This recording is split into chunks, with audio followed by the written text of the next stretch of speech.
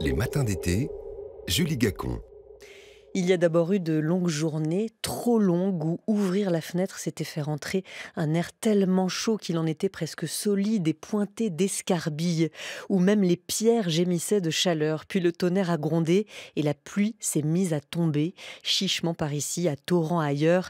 Il y a eu une fraîcheur de cave, une odeur de poudre et de sol détrempé. J'emprunte à Jean Echenoz et à Jules Vallès, voilà les mots pour tenter de décrire cette sensation si réconfortante quand l'eau revient enfin.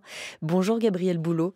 Bonjour. Merci beaucoup d'être avec nous. Vous êtes sociopolitiste à l'INRAE, directrice du Pyrène-Seine. C'est un programme de recherche, 25 équipes de recherche qui travaillent sur les modèles et scénarios sur le bassin de la Seine, qui va des Ardennes jusqu'à l'amont de Rouen. On va parler avec vous de la politique de l'eau, comment anticiper les crises de l'eau et les tensions qu'elle provoque, y compris en France, entre ces différents usages. Mais peut-être pour commencer avec ce soulagement que beaucoup ont pu ressentir hier ou ce matin encore, selon les régions, quand sont tombées les premières gouttes de pluie. Je ne parle pas des risques d'inondation dans 5 départements ce matin, je parle vraiment de cette pluie qui fait du bien quand on l'entend tomber. Soulagement ou un peu d'espoir à la campagne en tout cas, de ce que les nappes phréatiques se reconstituent, ne serait-ce que d'un centimètre ou deux à la faveur de ces épisodes de pluie. Dites-nous que c'est un peu vrai, Gabrielle Boulot. Oui, tout à fait. On ne peut que se réjouir effectivement de retrouver des températures plus clémentes. Mais l'accélération des contrastes et la succession des extrêmes est effectivement ce qu'on est amené à vivre plus souvent parce que quand le climat se réchauffe, en fait, les cycles de l'eau s'accélèrent. Et donc, en fait, le phénomène, c'est que l'océan se réchauffe. Du coup, il y a plus d'évaporation dans l'atmosphère. Mais cette atmosphère, elle bouge aussi plus vite et se rencontre aussi plus fréquemment des masses d'air chaud et des masses d'air froid. Quand elles sont gonflées d'eau pour les masses d'air chaud, eh bien, la précipitation est beaucoup plus soudaine. Donc ça, c'est un des premiers facteurs de changement qu'on va rencontrer. Donc les pluies, quand elles arrivent, effectivement, parfois, elles peuvent être beaucoup plus brutales que ce qu'on avait l'habitude de voir. Mais aussi, évidemment, ce réchauffement, c'est des évaporations plus importantes et donc des sécheresses plus accentuées. Et puis, eh bien, des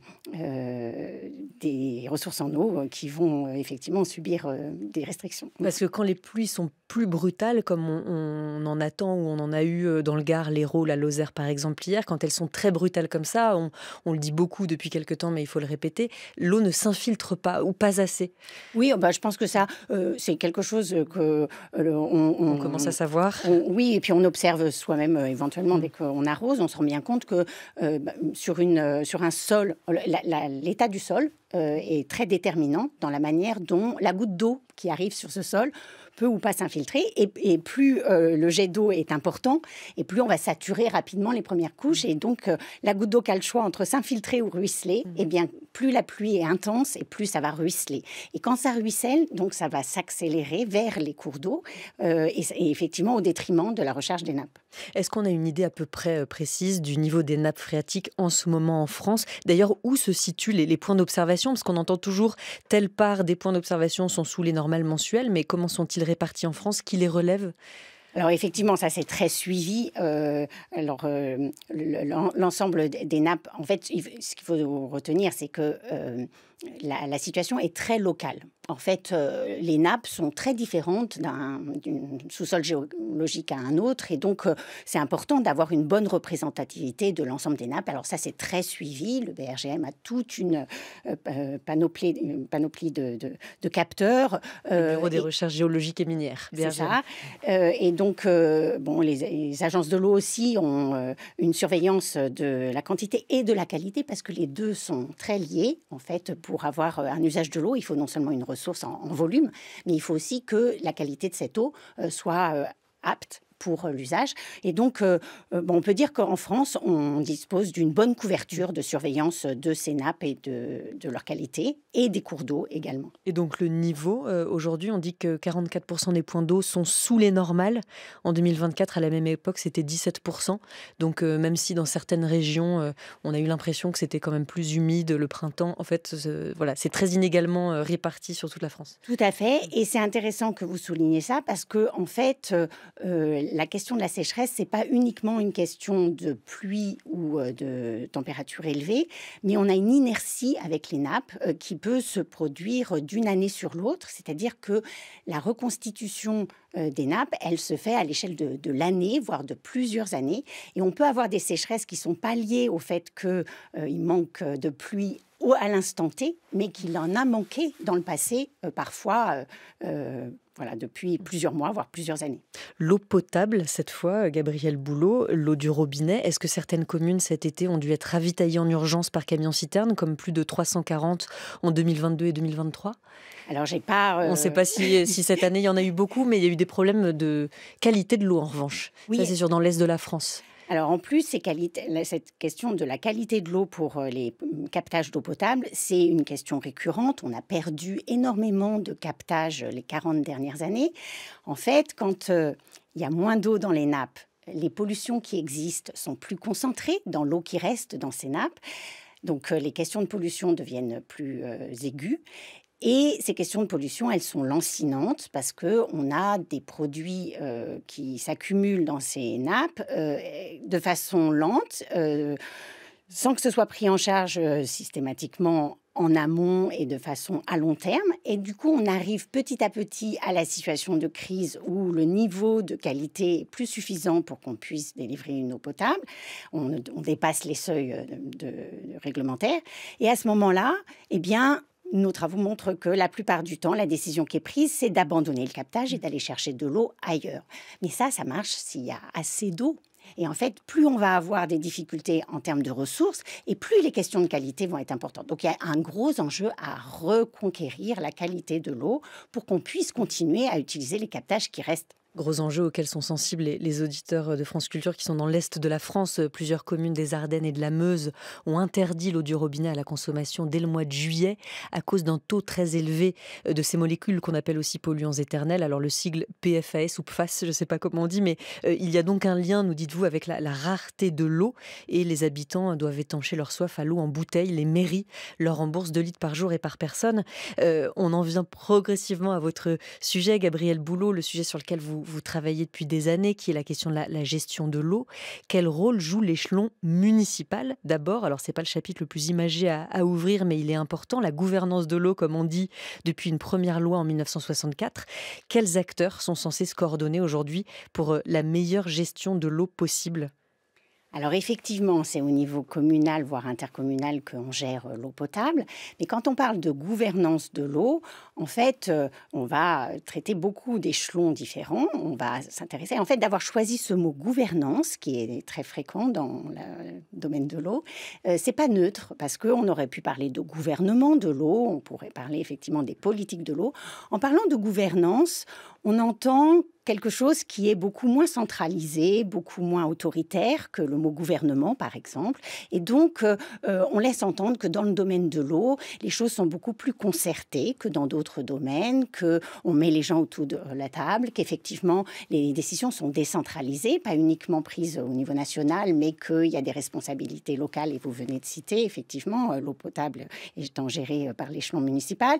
Et puis, on entend aussi dans le mot gouvernance l'idée que en fait, en se mettant tous autour de la table, on arrivera à trouver une solution dans laquelle il n'y aura pas de perdants. En fait, nos travaux, tant de mon côté à INRAE qu'avec des collègues comme Sylvain Baronne, montrent qu'il n'y a pas de solution gagnant-gagnant et qu'en fait, il y a toujours des perdants. Il faut partager l'eau et donc il faut aussi dire qui va perdre. Voilà, et ça, c'est vraiment très intéressant. On prendra le temps vraiment de le développer tout à l'heure dans une seconde partie. Si on sait aujourd'hui qu'il y a des perdants, ces perdants se sont quand même à un moment mis autour de la table et ont essayé de tirer leur épingle du jeu, puisque la gouvernance de l'eau est censée faire se réunir des comités de bassin avec des élus locaux, des agents de l'État, des chambres d'agriculture, des industriels, EDF, des associations de protection de l'environnement et des associations de défense des consommateurs. C'est déjà une gageure de mettre tout le monde d'accord. Est-ce que chacun parvient néanmoins à se concentrer sur l'intérêt général ? Alors, il faut reconnaître qu'il y a eu un grand changement en 1964 avec cette loi que vous avez mentionnée, qui, en fait, a changé les choses parce que, auparavant, la gestion de l'eau était partagée entre secteurs. Et donc, eh bien, on pourrait dire que le ministère en charge de la navigation, le ministère en charge de l'industrie, le ministère en charge de l'agriculture avaient un peu leur chasse gardée sur certains cours d'eau qui étaient dédiés à un usage particulier. Alors ça fonctionne tant que ces usages utilisent de l'eau sans avoir trop d'effet sur les autres. Mais en fait, ça très tôt, ça n'a plus été le cas.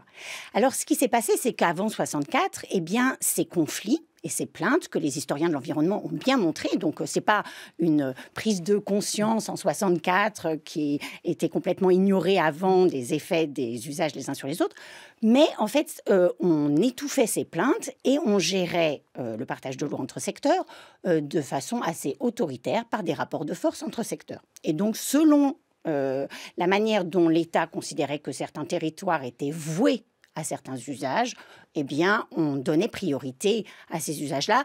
Et les mots MAUX qui pouvaient découler de ces excès étaient justifiés au nom d'une sorte de mal nécessaire pour la croissance. Alors, en fait, ce qui s'est passé, c'est que ces plaintes, elles ont été quand même entendues à un moment donné particulier où, au niveau politique, les choses étaient un peu une sorte d'ouverture de fenêtre d'opportunité pour que de nouvelles coalitions se créent. Et du coup, les pêcheurs ont été entendus, en tout cas les questions de pollution. On peut citer par exemple un exemple qui est assez intéressant, qui est la commune d'Arles en 63. En fait, depuis 1948, les habitants d'Arles buvaient une eau quand on l'ouvrait au robinet. D'ailleurs, sûrement que la plupart d'entre eux ne la buvaient pas parce qu'elle avait une odeur de phénol. Et donc, ça faisait plusieurs années que Arles se plaignait de pollution dans la nappe du Rhône. C'était le Rhône, oui. Donc, il y avait des pollutions liées. On est à la fois sur la route des vignobles, mais il y a aussi, bien sûr, les alors, même centrales. il fallait... Exactement. Mais alors là, en l'occurrence, ces phénols, ils venaient de Pont-de-Claix sur l'Isère, donc très en amont. Et malgré la connaissance de la cause, eh bien, on disait à Arles d'aller voir ailleurs. Et c'est d'ailleurs ce que la commune a fait. Et elle a dû abandonner son captage dans le Rhône et aller chercher l'eau beaucoup plus loin et donc beaucoup plus chère. Et donc, en 64, alors, et dans les débats qui ont précédé la loi depuis 59, il y a eu comme ça une série de ce qu'on appelle des débordements de gestion qui ont montré que, en fait, ça se passait, ça risquait. Alors, les projections de l'époque se situaient dans un horizon de 1984 en disant, bon, on risque dans le futur de plus avoir assez d'eau pour pouvoir satisfaire tous ces usages.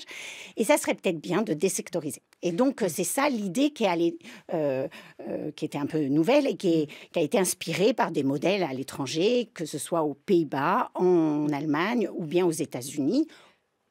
Mais vous parliez des pêcheurs et vous parliez de la qualité de la pollution. Est-ce que c'était les seuls à l'époque à se préoccuper de cette question-là, ou les autres quand même qui avaient des intérêts à défendre avaient aussi en tête, et notamment parce que la loi le rappelait, la question de la pollution des eaux?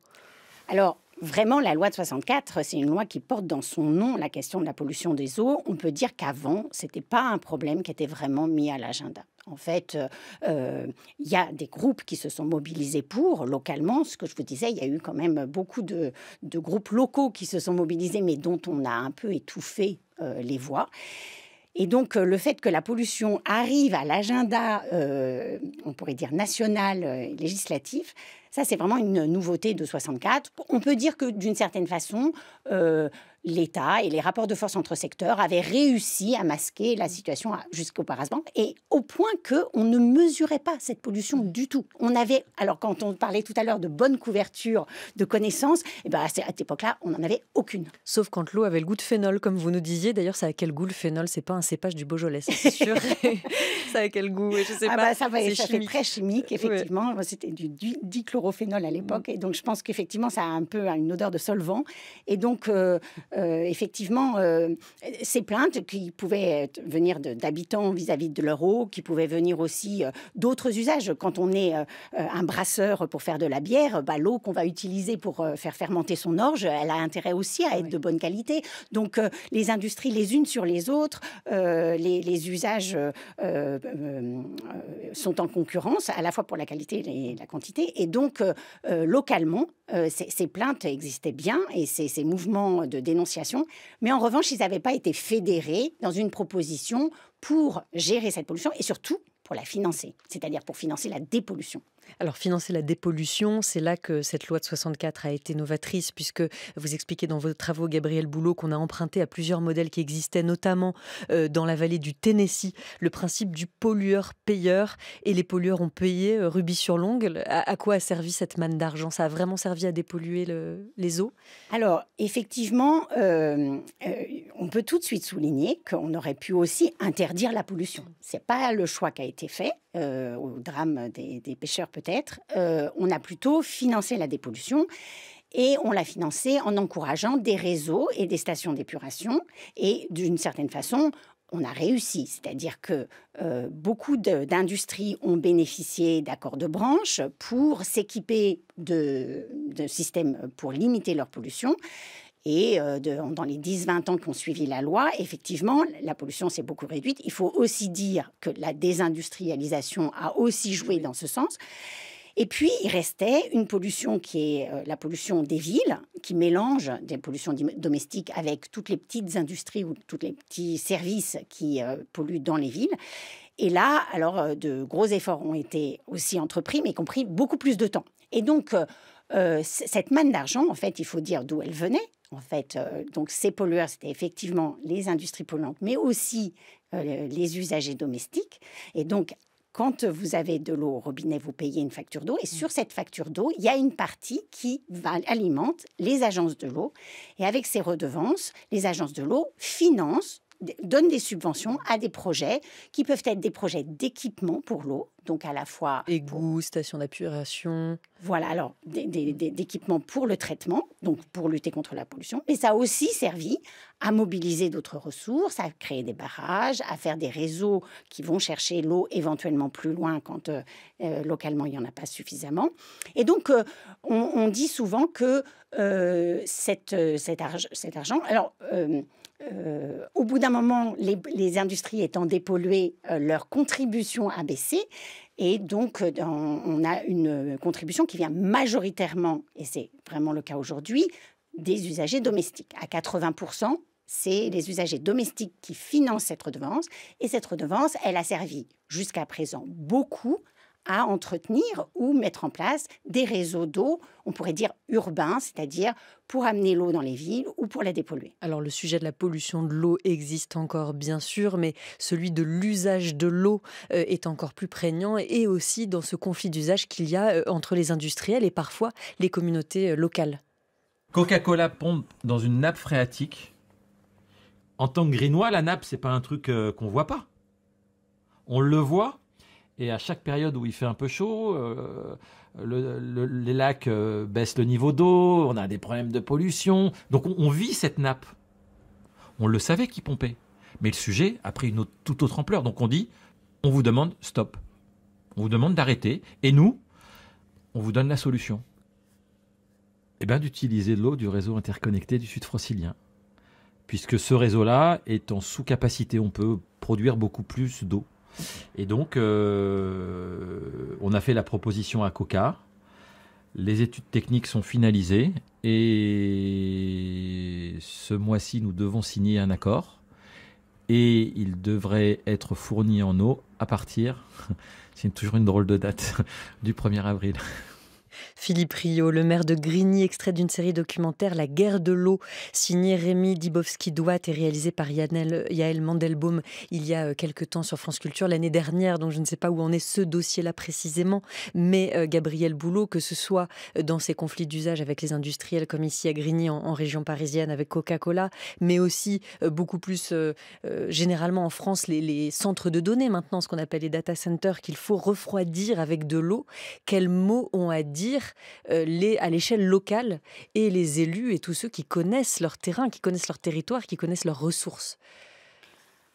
Alors, la loi de 64 a permis de prévoir le financement de l'eau, mais effectivement, se dire qu'est-ce qu'on va faire de cette eau, essayer d'imaginer une gouvernance pour se partager cette eau, ça a été davantage envisagé par une autre loi qui arrivait en 92, où effectivement la possibilité de dire non à certains usages a été mise en place avec l'idée que tous les usages qui auraient une influence sur l'eau, une incidence, on dit dans cette loi, seraient soumis à déclaration ou à autorisation. Et donc, si l'effet dépasse un certain seuil, alors il y a une enquête publique et on va pouvoir demander à l'avis de tous les intéressés d'émettre un avis, voilà, des doléances. Exactement. Et puis, donc, derrière, il y a un dossier d'étude d'impact de ce que va faire cet usage. Et donc, c'est la possibilité aussi de dire, bah non, cet usage-là, on l'a entendu dans l'extrait que vous mettez, il vaut mieux qu'il utilise une autre ressource. Voilà. Alors, donc, à l'échelon local, effectivement, il y a cette possibilité de participer à cette discussion au moment de cette enquête administrative. Mais il y a aussi, et donc c'est ça qu'on évoque avec le mot de la gestion concertée qui a été mise en place en 92, à l'échelle, alors à de multiples échelles emboîtées, la possibilité de discuter de l'aménagement futur et de la répartition des ressources. Avec des débats citoyens qui parfois recréent aussi des clivages bien établis dans la société, alors que vous dites qu'il est important de mettre de la nuance, que les solutions sont toujours hybrides. On vous retrouve tout à l'heure pour en parler, Gabriel Boulot. Il est 8h sur France Culture. 7h-9h, les matins d'été, Julie Gacon. Nous sommes toujours avec notre invité Gabriel Boulot, sociopolitiste à l'INRAE, pour parler des pénuries qui se font de plus en plus récurrentes en France avec les épisodes de sécheresse qui se suivent d'une année sur l'autre. La gestion des crises, quand crise il y a, Gabriel Boulot, comme une pénurie ou une pollution d'eau potable comme celle dont nous parlions tout à l'heure, qui affecte une partie de l'Est de la France. Qui intervient? Comment sont prises les décisions d'urgence d'abord? Alors effectivement, en cas de pénurie d'eau, il y a un comité sécheresse qui se met en place au niveau départemental sous la direction du préfet. Et donc c'est à l'échelle départementale que se gèrent ces crises. Mais on ne peut pas rester dans une gestion qui est uniquement réactive à l'échelle locale à ce moment-là. En général, ces comités sécheresse ont été un peu anticipés dès l'automne, puisque justement, on le rappelait en début d'émission sur le fait qu'il y a une inertie par les nappes qui permet du coup de voir venir. Et quand les nappes en automne n'ont pas été rechargées, on peut déjà s'attendre à ce qu'au printemps, ce soit difficile. Et donc, effectivement, il y a une gestion de crise qui peut être un peu anticipée de quelques mois, mais il est très important de voir venir à beaucoup plus long terme, puisqu'en fait, dans ces gestions de crise, on va donner la priorité aux personnes qui ont le plus à perdre, et on voit bien que du coup se jouent des rapports de force, en fait, qui ont été instaurés bien avant, puisque c'est des investissements peut-être inconsidérés qui ont été faits et qui sont du coup vulnérables au moment de la crise, et qui sont du coup souvent favorisés par les arbitrages dans ces crises. Qui alors? Qui sont en général favorisés par les arbitrages? Alors, au niveau de l'ensemble des usages de l'eau, on peut avoir une approche par secteur, où on se rend compte que les secteurs qui consomment le plus d'eau, c'est-à-dire qui évaporent le plus d'eau, c'est effectivement l'usage agricole. L'usage énergétique utilise et régule beaucoup de volume d'eau avec les barrages hydroélectriques, mais finalement, on évapore relativement peu, y compris dans les centrales. Et donc, en fait, pour la quantité, il y a effectivement à décider qui va utiliser l'eau. Et ça pose des grosses questions de justice. En ce qui concerne l'agriculture, parce qu'il faut bien continuer à manger même quand il fait sec, comme on peut quand même un peu anticiper, vous nous rappeliez que le niveau des nappes, on le connaît dès l'automne, est-ce que de plus en plus, on voit apparaître dans des conseils de l'eau, pour le dire vite, des décisions, par exemple, de semer des plantes peu gourmandes en eau selon l'état des nappes en automne, une sorte de prise de décision un petit peu en amont pour voir venir et pour faire en sorte que l'été se passe passe au mieux? Oui, on voit effectivement des stratégies, et notamment parce que économiquement, ce serait plutôt salutaire que de ne pas investir dans des semences qui sont très coûteuses et qui ne vont pas être rentabilisées par la disponibilité de l'eau. Donc une planification intrasectorielle. Donc le secteur lui-même se régule en envisageant quelle est la part de l'eau qui va lui être allouée. Mais évidemment, l'enjeu, c'est aussi pour la justice de l'eau qu'on puisse se mettre d'accord de façon intersectorielle, c'est-à-dire de savoir quelle est la part qui va effectivement à l'agriculture, quelle est la part qui va à d'autres secteurs, et surtout, qu'est-ce qu'on fait de cette eau dans ces secteurs? Est-ce que c'est au bénéfice des territoires ou bien est-ce que c'est au bénéfice de l'enrichissement de certains dans le secteur? Encore une fois, les centres de données, par exemple, ils peuvent aujourd'hui avoir l'avantage sur des agriculteurs quand il faut utiliser l'eau, se dire les centres de données, on doit refroidir, ça chauffe trop, on le sait, il faut refroidir. Est-ce que cet arbitrage de plus en plus existe? Alors, c'est normalement le fondement de ce qu'a mis en place la loi de 92 sur justement ce qu'on appelle cette gouvernance de l'eau, où on va planifier les usages et on va dire justement dans tel territoire, est-ce qu'on donne la priorité aux data centers, comme vous le dites, même si quand même en termes de consommation, ils sont nettement en deçà de ce que consomme l'agriculture,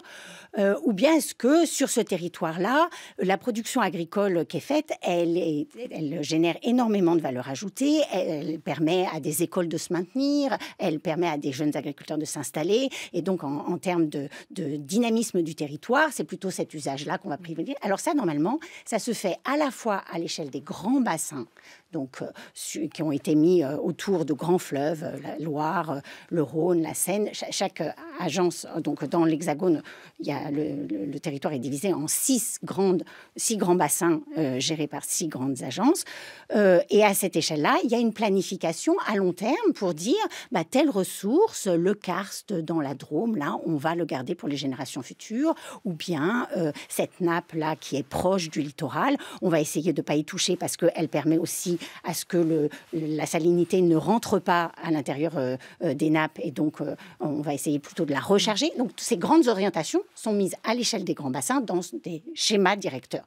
Et puis à l'échelle plus locale, il y a aussi une planification qui se fait dans des instances aussi de concertation que sont les schémas à l'échelle locale, les sages.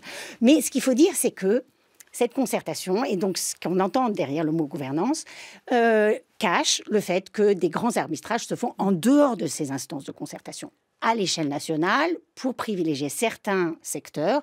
Et là, il y a moins de concertation qui est faite. En fait, ce qui se joue... Soit à la préfecture, soit au gouvernement, tout simplement au ministère. Tout à fait, tout à fait.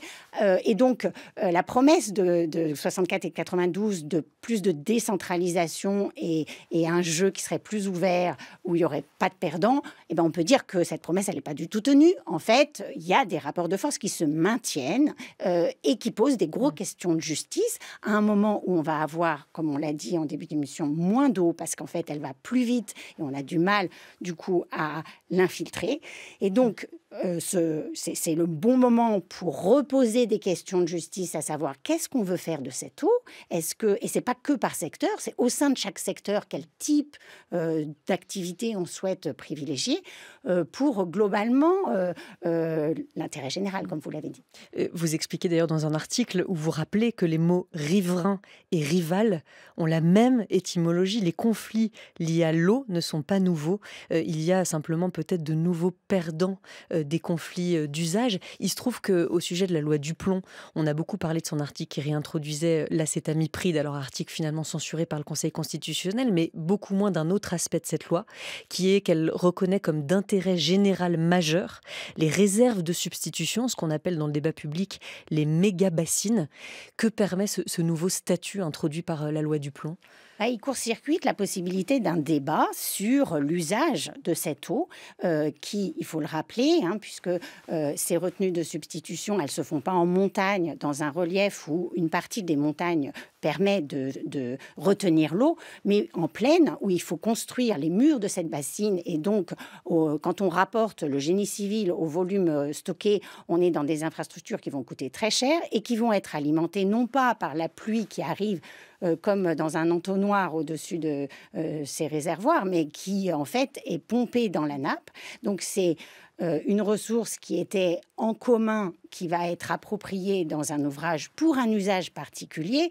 Et donc, se pose vraiment la question de qu'est-ce qu'on va faire de cette eau? Quel est le modèle agricole derrière? Quelles sont les contreparties pour le territoire? Voilà, là, les conflits d'usage, ils sont non seulement entre les agriculteurs et les autres usagers, mais aussi entre les agriculteurs eux-mêmes, enfin entre eux, parce que tout le monde n'en bénéficie pas et il y en a qui se voient aussi privés de certaines surfaces agricoles pour poser ces méga-bassines qui sont vraiment gigantesques. Oui, il faut dire que, étant donné le coût de ces... Alors, vous dites gigantesque, en fait, non, pas tellement. C'est-à-dire que quand on a fait des grands barrages comme Serre-Ponçon, on est à 1,4 milliard ou 1,2 de mètres cubes.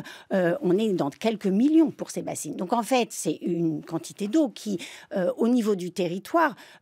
et un manque à gagner, parce qu'effectivement, comme vous le dites, il y a des perdants. À l'aval de la nappe, il y avait des usages qui vont quand même être privés en automne de l'eau qui va être pompée pour remplir ces bassines. Et en fait, mais en fait, c'est pas beaucoup d'eau. Et cette eau-là, elle va effectivement à certains usages.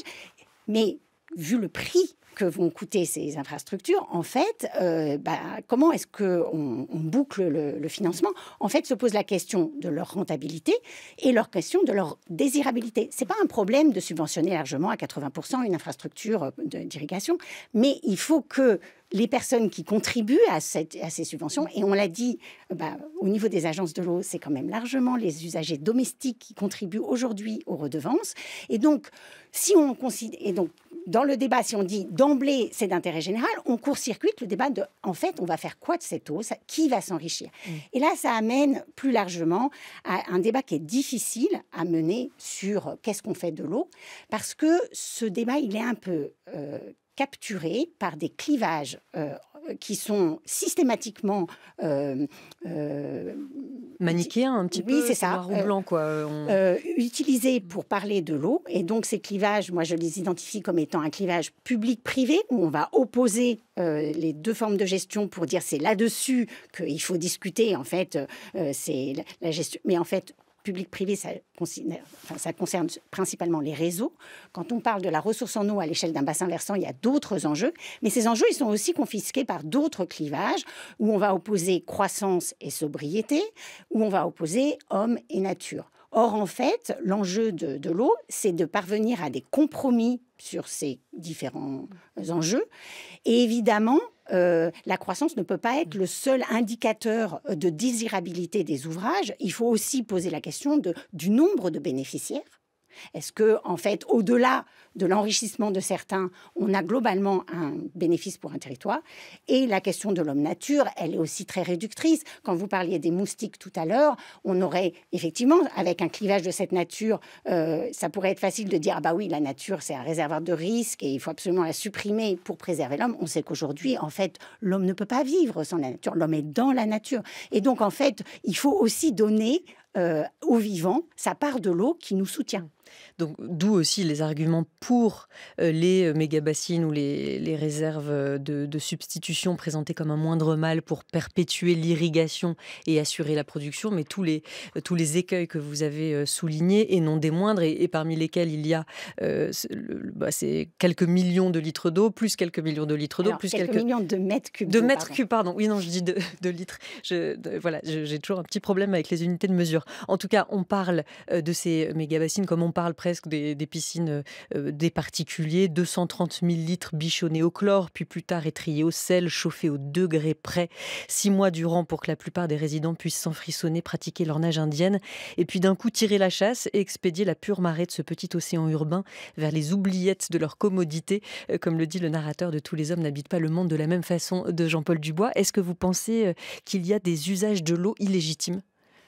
Oui, probablement. En fait, la question de la légitimité, elle doit être décidée à l'échelle locale et que c'est de ce débat que doit se décider la question de la légitimité. En fait, peut-être que la question de piscine, dans certains territoires, ça va être déterminant. Le débat aujourd'hui, il porte aussi sur la question des canons à neige dans les stations de ski, puisque en fait, c'est aussi de l'usage de l'eau qui est nécessaire. Eh ben, il y a certaines stations qui vont devoir fermer, il y a certaines piscines qui vont devoir peut-être fermer, il y a peut-être certaines productions qu'on va devoir supprimer. Et là, on voit qu'on parle non plus de gagnant-gagnant et que tout va se faire de façon assez facile. On voit qu'il y a des décisions assez douloureuses et il va falloir accompagner les perdants dans cette gestion, évidemment. Mais la question, quand l'eau devient plus rare, en tout cas sa disponibilité à un moment donné est plus discutée, eh bien, se posent davantage des questions de justice sur lesquelles... alors, comme l'eau, en fait, est un bien qui est très local, parce que sa disponibilité est vraiment conditionnée par les conditions locales, que de transporter de l'eau sur de grands territoires, ça augmente tellement son coût que c'est complètement irrationnel. Et donc, à l'échelle locale, il est pertinent, effectivement, de rouvrir le débat, de ne pas le laisser enfermer par des experts. Et d'ailleurs, j'imagine que vos auditeurs se disent que c'est un sujet qui est très technique et dans lequel il faut peut-être plus laisser les personnes qui connaissent. Moi, je m'inscris en faux contre cette idée. Je pense que dès qu'on a une crise à l'échelle locale, ça devrait être l'occasion de se préoccuper, de savoir d'où vient l'eau qu'on a au robinet, comment majoritairement est utilisée cette eau, qui paye les infrastructures de cette eau. Et c'est passionnant, et j'encourage tout le monde à se passionner pour la question. On sent que vous êtes passionné, Gabrielle Boulot, et comme c'est vrai que c'est très technique, je me permets d'y mettre un petit peu d'image. C'est vrai que même quand on est de toute bonne foi et qu'on fait tout simplement avec les moyens qu'on a, l'eau, on la gaspille tous les jours. Écoutez plutôt cette image-là, les cuvettes des water modernes qui se dressent au-dessus du sol comme la fleur blanche du nénuphar, écrit Kundera dans L'insoutenable légèreté de l'être. L'architecte fait l'impossible pour que le corps oublie sa misère et que l'homme ignore ce que deviennent les déjections de ses entrailles. Quand l'eau tirée du réservoir la chasse en gargouillant, nous ignorons tout des invisibles Venises de merde sur lesquelles sont bâtis nos cabinets de toilette, nos chambres à coucher, nos salles de bal et nos parlements. Donc en fait, tous, nous avons un usage de l'eau. On donne des leçons à ceux qui ont des piscines privées. Voilà, on a tous des questions en tout cas à se poser sur l'usage que nous avons de l'eau tous les jours. Est-ce que les agences régionales de santé ont leur mot à dire là-dessus? Parce qu'il est aussi question de santé publique dans l'accès à l'eau. Tout à fait, vous avez raison. Et elles sont les garantes de certaines normes pour les différents usages, que ce soit l'eau potable, que ce soit la baignade également. Mais je voudrais revenir sur votre remarque qu'on est tous concernés. Ça, c'est un discours qu'on entend beaucoup sur l'eau, et notamment quand vous opposiez riverain, rival, en disant que c'était un peu la même racine. C'est vrai que c'est quand même globalement une petite musique qui laisse penser que, finalement, on est tous pareils, il n'y a pas d'opposition entre des grands secteurs, il n'y a pas des forts et des faibles, on est tous concernés. Et je pense qu'il faut quand même dire qu'il y a des acteurs qui ont la part belle et que peut-être, dans le futur, on pourrait rediscuter de ça. Qui ? L'énergie, l'agriculture, le tourisme. Dans certains secteurs, on ne va pas pouvoir continuer comme avant. Donc, imaginez, à l'avenir, qui déciderait qui décide déjà aujourd'hui qu'un secteur est prioritaire, selon quels critères et quelles réflexions? Et d'après vous, qu'est-ce qu'il faut imaginer pour les années qui viennent, encore une fois, dans cette période où les épisodes de sécheresse se multiplient et où très rares aujourd'hui sont ceux qui nient cela et qui nient qu'il y a un problème de ressources et d'accès à l'eau? Bien souvent, ces décisions, elles se sont faites en dehors des instances de concertation et elles sont héritières de politiques publiques qui ont été menées depuis très longtemps. Donc, qui décide? On peut dire que c'est beaucoup l'inertie d'arbitrages qui sont assez anciens et qui mériteraient d'être un peu nettoyés et mis au goût du jour. Il y a des moyens pour faire ça, mais effectivement, plus il y aura de personnes qui s'intéresseront à cette question et plus elle sera mise à l'agenda. Et un tout petit mot pour conclure, puisque vous êtes directrice du Pyrène Seine, qui est un programme de recherche qui travaille sur les modèles et scénarios sur le bassin de la Seine, lequel va des Ardennes jusqu'à l'amont de Rouen. Et vous travaillez sur les enjeux, alors qu'ils soient techniques ou sociologiques, de l'ouverture de sites de baignade sur la Marne et sur la Seine. En 2 mots, là, cet été, ça marche bien. Oui, tout à fait, effectivement. Alors, le Pyrénées Seine s'intéresse à bien d'autres sujets. choses, bien sûr. Mais effectivement, c'est un usage qui a été vraiment mis comme une vitrine de l'eau et donc qui a bénéficié d'une bonne couverture médiatique.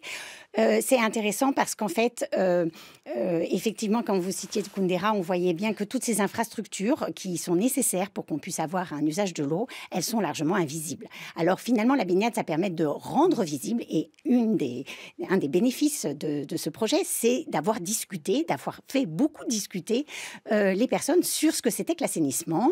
Est-ce que les réseaux mélangent les eaux pluviales et les eaux de chasse d'eau, justement? Et donc, on se rend compte que la connaissance des riverains a beaucoup augmenté. Et peut-être que le consentement pour payer pour ces réseaux, qui est absolument nécessaire, a aussi augmenté. Merci beaucoup, Gabrielle Boulot, d'avoir été avec nous. Je rappelle que vous êtes sociopolitiste à l'INRAE. Merci beaucoup.